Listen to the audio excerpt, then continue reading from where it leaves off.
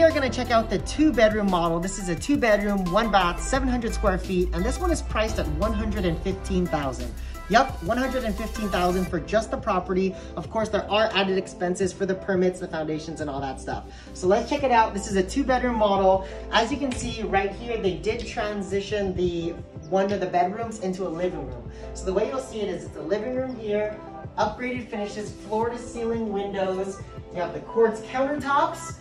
Everything looks amazing and modern in here. We're gonna walk on into the bedroom over here. So if you wanted the other one, this could be 1 bedroom and this could be the other bedroom.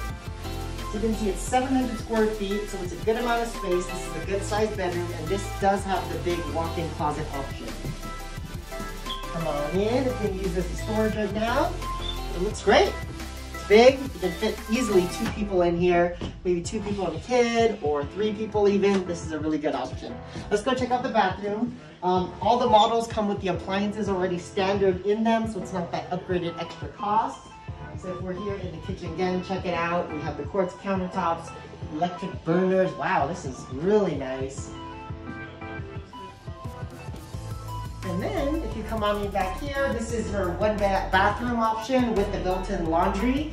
Everything looks upgraded from your showers, your toilets, your sinks, your countertops. Amazing.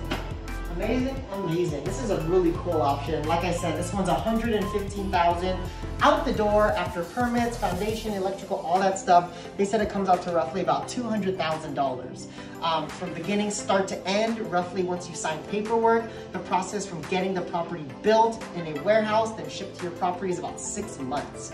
So it's a lot better option rather than building from scratch, where that could take a year, year and a half to happen. This is a lot faster, more modern, easier option for you. So I hope you guys enjoyed the tour on this one. If you have any questions, don't hesitate to reach out to me anytime.